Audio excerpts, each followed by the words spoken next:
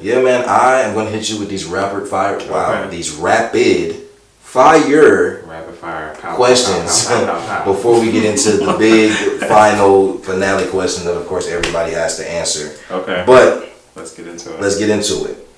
What is your favorite thing about poetry?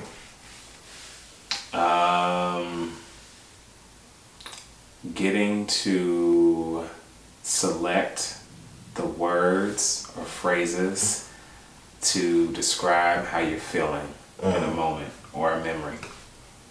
That's my favorite thing. Word selection. Like I think that's the most important thing, or the biggest thing, or the best thing to me, in my opinion. It's like the word selection, like finding the words to describe the feeling. Yeah, for sure. Have you ever used like a not an encyclopedia, but thesaurus? Yes, a thesaurus, or what's the one where you get like where you can like find synonyms or a thesaurus? Yeah. So you have used. Not so much for my poetry. For other things like fiction, yeah. But yeah, no, not really for poetry. Okay. Whatever. I would always like if I feel like I had a basic word, I would just be like, okay, what's a word that's more that like makes you feel it more? Yeah. Like it's one thing to say like I was hurt, but like disrespected, that's different. Yeah. You know, so true for sure. Best song transition you feel like you've done. Best song transition. I got a couple. Okay.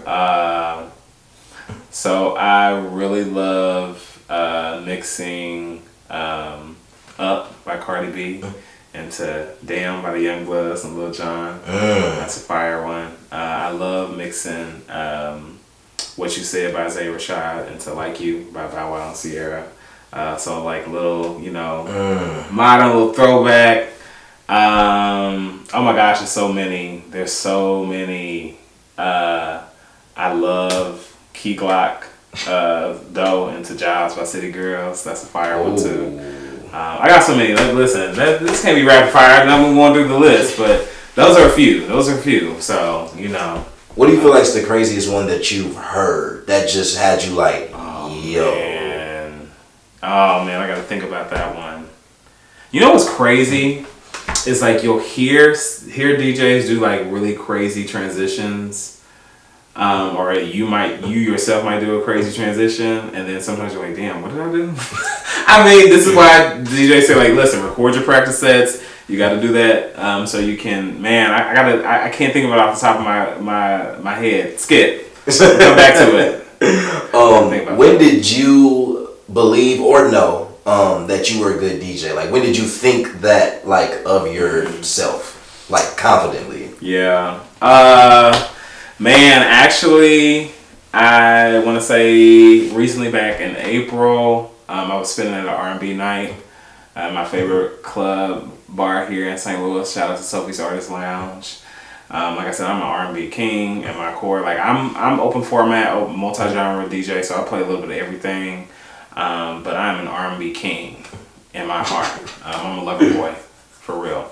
And I don't know, I had the club going up to singing Love by Keisha Cole. Of course. And it's like, you're like, okay, you're writing on that song, but like to have a whole club like singing it at the top of their lungs over the music, it was fire. Yeah. It was just a feel good moment. Again, people feeling connected through that one song. Like, oh my gosh, like this is a song I know I'm gonna sing at the top of my lungs. I do it when I hear it. So yeah, that was a moment. What's the most powerful thing you've written? If it's not your favorite poem, I don't know if that would be the same answer or not. It is actually a poem. I feel like I've written a couple of things that I feel have made me feel powerful. It's a poem I wrote called Dead Leaves, and it's about learning to let people go. And it essentially goes, I'm going to butcher my own poems. It's like, I thought of you, this is really rough.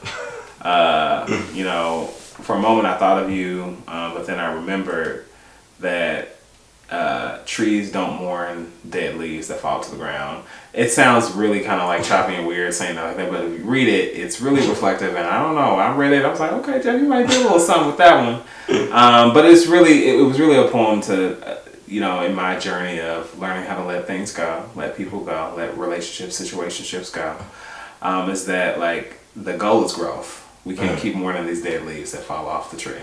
We're the tree. We got to keep growing. Like, and leaves, listen, let them fall off. The trees, don't be worried about the leaves that fall on the ground. They dead. Like they'll grow new leaves. So, it's just growth. We're gonna keep growing. No, I feel that. Yeah. Your favorite R&B album in the last year or so? Ooh. Man, let me look on the wall. Last year? Yeah.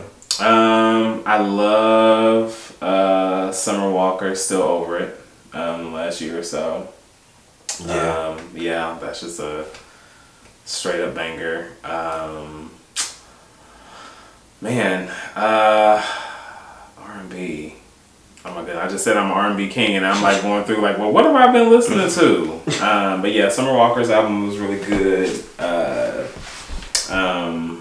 I really love. Oh my gosh, y'all, I'm blanking. That's crazy. I feel like I'm on song association, but like I gotta think of a word. Kehlani's album Blue Water Road was really good. That was really slept on. I feel like it was because of how because she didn't really roll it out, but it was a solid project. It was, sure. I'm thinking of more, but those two. Okay. Lastly, top 5 favorite R&B artists. Beyonce, number 1. Usher, number 2. Okay. Top 5. I got 3 more left. I'm gonna pull Janet up in there, the Queen. Okay. I really love. I guess Chloe and Halle they're pop R&B. Like yeah. Man, the R&B. I just said I'm an R&B king, and now I'm like, what am I? I'm blanking. Why am I blanking? Okay. No, I got 3 more. I gotta do 3 more. Oh my gosh, Mary J. Blige. I'm thinking about all the people my mama used to be bumping back in the day. Erykah Badu, and Maxwell. That's a solid 5. Yeah, that's a real solid 5.